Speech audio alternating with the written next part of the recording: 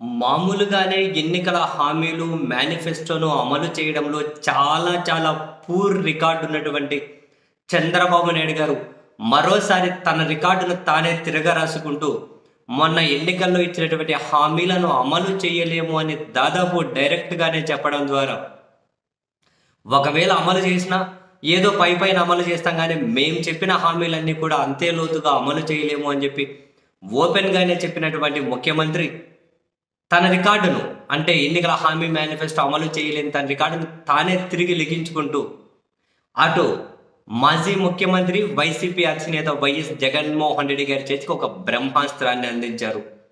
Definitely Chandrababu గారి ఈ నిర్ణయం మాత్రం ఒక సెల్ఫ్ గోల్ లాంటిది.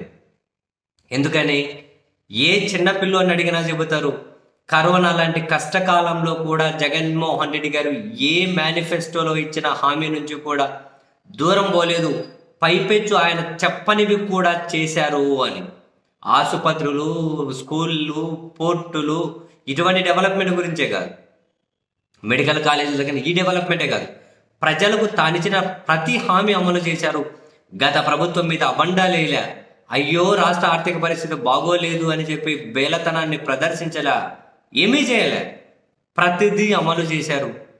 కానీ చంద్రబాబు దగ్గరకు వచ్చేసరికి మాత్రం లేదు, పరిస్థితి బాగోలేదు, అది బాగోలేదు, కష్టం అని చెప్పడం ద్వారా డెఫినెట్లీ మరికొన్ని రోజుల్లో జనం ముందుకు రాబోతున్నటువంటి వైసీపీ అధినేతకి ఇది బ్రహ్మాస్త్రం లాంటిదే.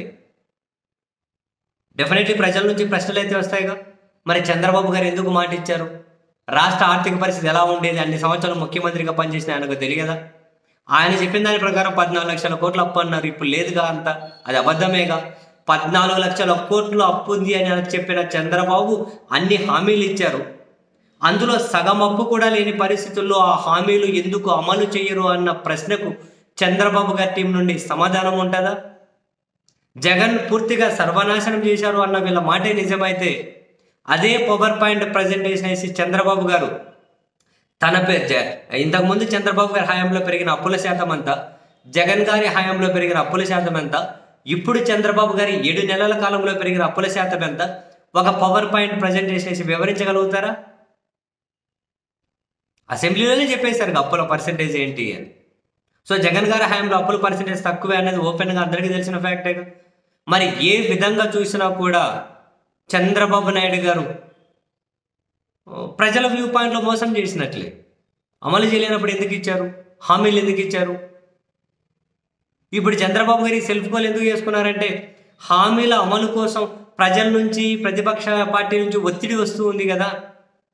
ఈవెన్ లోకేష్ గారు క్షేత్రస్థాయికి వెళ్ళినప్పుడు కానీ డిమాండ్ చేస్తూ ఉన్నారు కదా, ఒత్తిడి చేస్తున్నారు కదా జనం. వాళ్ళ పార్టీ నాయకులు, కార్యకర్తలు కూడా అమలు చేయమని ఒత్తిడి చేస్తున్నారు కదా. ఒక పింఛన్ పెంపు తప్ప ఇంకేమి ఇవ్వలే, ఏదో సిలిండర్ అనేది మొదలు పెట్టినట్టున్నారు, ఇంకా చాలా మందికి ఇవ్వలే, చాలా మందికి సబ్సిడీ కూడా పడలే, అదే తూతూ మంత్రమే.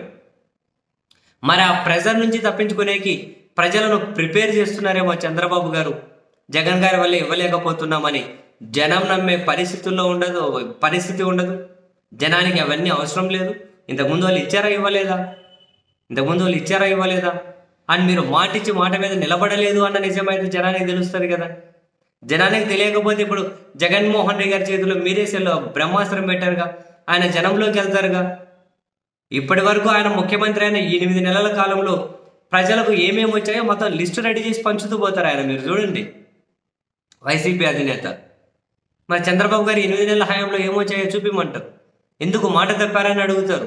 మొత్తం అమరావతి ఒక ప్రాంతం మీద పెట్టడం ఎట్లా అన్న దగ్గర నుంచి అన్ని చర్చలు వస్తాయి. చంద్రబాబు నాయుడు గారు ప్రజలు తెలుసుకోవాలి, చేయలేకపోయాం అది ఇది అంటే కుదరదు కదా. ప్రతిసారి ఇదే మాట చెబితే చేసిన వాళ్ళు కళ్ళ ముందే ఉన్నారు. ఎన్ని కష్టాలు వచ్చినా చేసిన వాళ్ళు జనం ముందుకు రాబోతూ ఉన్నారు. ప్రజలు నిర్ణయం తీసుకుంటారు.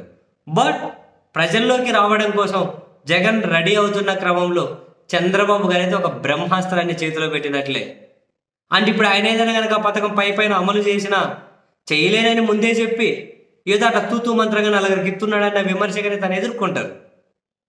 మరి ఏ విధంగా చూసినా కూడా చంద్రబాబు నాయుడు గారిది అయితే సెల్ఫ్ గోలే. ఎందుకు మరి ఇలా అంటే ప్రజల నుంచి ప్రెజర్ తప్పించుకోవడం కోసం కావచ్చు. ప్రెజర్ తప్పించుకుంటారేమో కానీ విమర్శలతో తప్పించుకోలేరుగా.